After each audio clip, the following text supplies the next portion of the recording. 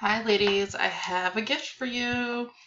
I finally have the Love Your Soul Manifesto all done. For those of you who are ready to go and learn how to love your soul on a deeper level so that you can have that soul love relationship blossom open. It's when I've been discovering the last 5 years happens, and your partner is the perfect mirror for you onto how to love yourself deeper. So let's go ahead and jump in. So one thing I want you guys to be aware of just a little bit is that the ego uses these against you. Self-sabotage, self-denial, self-hatred, self-criticism, and of course self-centeredness and its twin, self-arrogance. And a lot of those, the egos will use against you to keep you stagnant, because its job with the ego is to keep you safe. So let's take a look at what we're all trying to achieve. And this is what your soul thrives from: self-control, self-respect, self-awareness, self-acceptance, self-care, self-trust, self-growth, and self-forgiveness, which are all forms of self-love. So without further ado, here we'll jump into the manifesto. And I have a PDF version for you guys to be able to download as well. Love Your Soul Manifesto: How to Have a Thriving, Loving, Healthy Personal Relationship with Yourself. Because we all know that the relationship you have with yourself will mirror the relationships outside of you. So number 1, let go and forgive. Let go of anything that does not feed your soul or support you emotionally, physically, or spiritually, and forgive yourself and others. And a tip, ladies, in person is not necessary.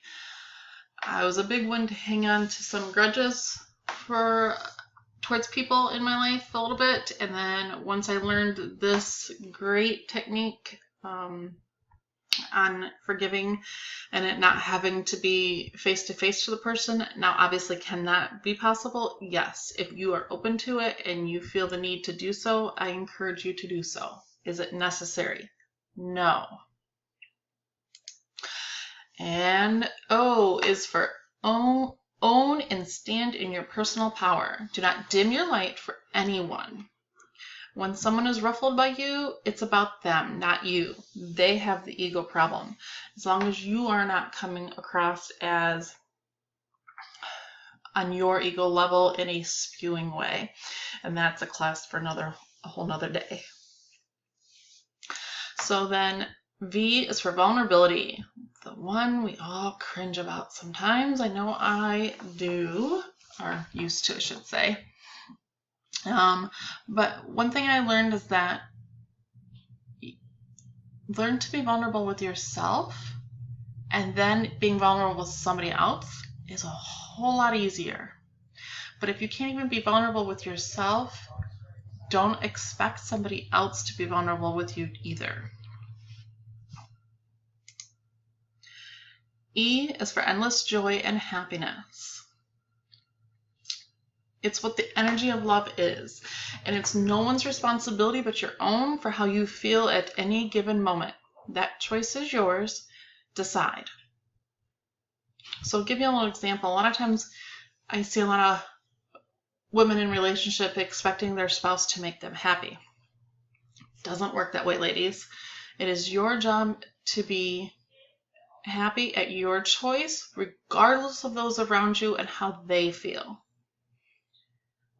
The flip side I see also then, not just the women expecting their spouse to make them happy, but the other side is then you go to great lengths to make them happy.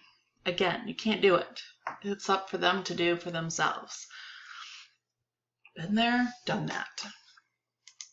So obviously you can see that spelled love, because that's what we're doing, is learning how to love ourselves. So the why. Your soul is love. Be, feel, and express your soul love. The essence of your soul is love. Love is a way of being. You shall receive love as much as you give it. Because a lot of times I've witnessed, and yes, done myself, that's how I know, that you give and give and give and give, and you put up walls or wear an armor around you on being able to receive love. And I love this quote by Rumi, and that's why I've put it even right in the manifesto, because a lot of us have love up but backwards. And so your task is not to seek for love, but merely to seek and find all the barriers within yourself that you have built against love. Rumi. So again, it's just that quote just sticks in my head, and it's a great reminder that it's not for me to look outside of myself. It's for me to remove my walls and my armor that I have put around so that I can be the soul love that I already am, that we were born with. Let's move on to O. Own and honor your personal values and value yourself. In the life rite of passage into marriage, there's a lot of women who don't realize it, but you shed your childhood. It's the perfect timing. Some do it at other points, but most of the time that's when it happens. That you shed a lot of your family values and you realign your family values. But I've seen a lot of women, and I myself was included, I didn't know that I could have personal values. Now, most of the time you have some. It's just a matter of identifying and knowing them so that you can then honor them. But a big one of mine is freedom.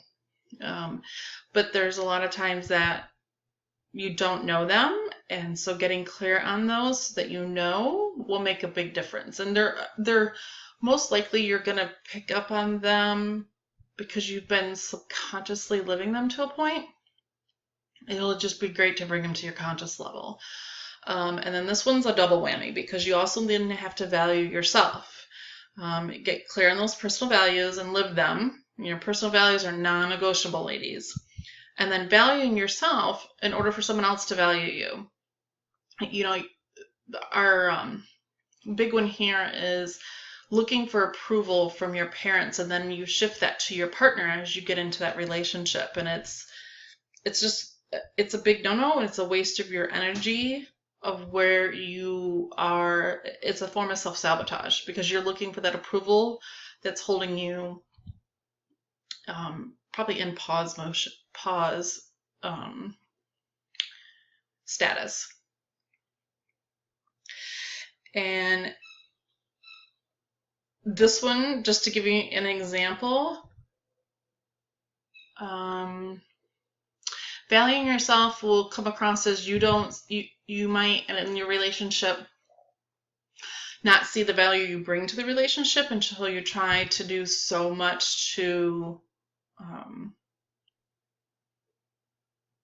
don't want to say offset it, but essentially that's what you're doing.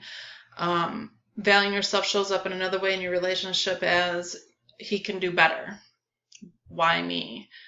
And that's again because you're not seeing your own personal value and what you give and bring to the relationship. And that's a common one. Okay, so let's do you. Use your voice. Speak. So there's two forms of this, though. Being silent and not speaking is your ego. Speak no matter how difficult or uncomfortable it is. The other side to this, though, that I see women do, because this was the one I did. I just kept silent to keep from walking on the eggshells and to keep peace. But the other side is then being verbally abusive and or just loud and attacking, degrading your partner to try and get your point across. And that's, again, all ego just as much. You have to learn that you can speak and what you think and say matters, and that you should be able to voice it. If you're not able to voice those things on a calm, even keel from your soul, then that's the area you need to work on. And R, responsibility for oneself. This is a common trait, is that we women as caregivers tend to think we're responsible for everyone in our life. Guess what, ladies? We're not. As a matter of fact, that's your ego working against you, and out of your own uncomfortableness of just taking responsibility for yourself. So you are not responsible for anyone else, not their mood, not fulfilling their desires, or making them grow or change. And that growth versus change is a whole nother conversation for another day as well. But you are only responsible for you. And ladies, a little secret on this. Your husband's a great person when you get into that relationship. Your husband's a great person, your partner, to practice that on for your kids. Because you're not raising kids to be codependent kids, you're raising them to be dependent kids. And it's the same thing with your spouse, partner, whichever status fits you for your relationship or when you're in one. So again, you're not responsible for anyone else but yourself. You first, not last. And soul growth. Not change who you are. Drop the ego idea that you need to change to be with or around anyone. I didn't date in high school because my perception of dating, I watched all the high school girls change who they were to be with the guy they're with. Wrong. But guess what I ended up doing in my first relationship? Yep, you bet. This one, I changed and didn't stand in my power, and I didn't speak, all because I wouldn't take a stand for it. If I felt uncomfortable, again with the eggshells, I just went with his likings and turned away from myself and abandoned myself. It's not cool. Not cool. So commit to soul growth, not change. And yeah, obviously I'm using change in a little bit different way here. Think about it. I mean, I'm sure you witnessed a girlfriend or somebody in your life who's done this, and that's they change to appease that person. Plain and simple. They go into people-pleasing mode. And emotional healing is your responsibility to yourself and any relationship. This is what stops fights and arguments when you take responsibility for this. We all have childhood wounds. You can't get around it. It's by soul design for our growth, our evolution here, to make us grow towards our higher self, our soul. So as much as it disturbs me as well a little bit, because to think of what to my kids, but it's just by design.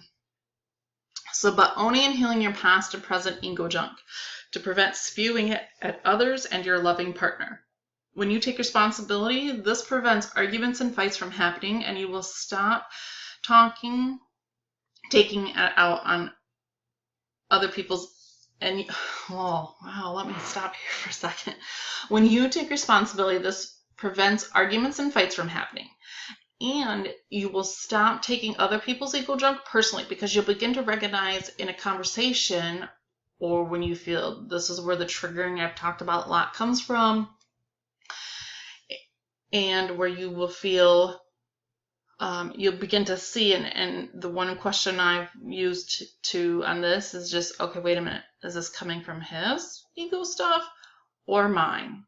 And of course, it's taken me 5 years, but I've gotten to the point I can do it even in the moment now, about 9 times out of 10. So you'll get there. You have patience with yourself. And again, just take responsibility for healing that stuff. And that's the purpose of a relationship, to show you what to heal on from your past and how to grow. Gosh, if I could speak today. Grow on a soul level forward. And L, love your soul madly and deeply. Love all of you as you are. You are perfect the way you are right now. Every ounce, fiber, and cell in your being, you are perfect the way you are. The more you can get that into your unconscious level and to stop the self-hatred and self-abuse, you'll feel that shift once you can feel that on a soul level. And the last one, fulfillment of your soul is up to you, and not with the expectation of it being from anyone else, even your partner. No knight in shining armor. Honor your desires and your needs. And I should put on here, and that's up to you then to ask for them, because no one's a mind reader. So ladies, I will again have a PDF for you at my website that you can download. If I can't figure out how to put it, maybe I'll just put it in the group for you guys instead, so you can download it and have it as a covenant on where to begin. Of course, this here too is exactly what my upcoming program, A Love Affair with Yourself, is going to be all about, is diving into each of these and using all the tips and tricks that I've been using myself for the last 5 years. So I would, of course, love to have you in that, but this will help you get started on it as well. Thanks. I appreciate you guys so much in the community. I really do. If you guys have any questions on any of it, or would like a challenge, or if there's one that you question, ask away. I'm here to help you guys, and I'd love to answer those questions for you. So I hope you guys enjoy it, and we'll talk soon. Bye.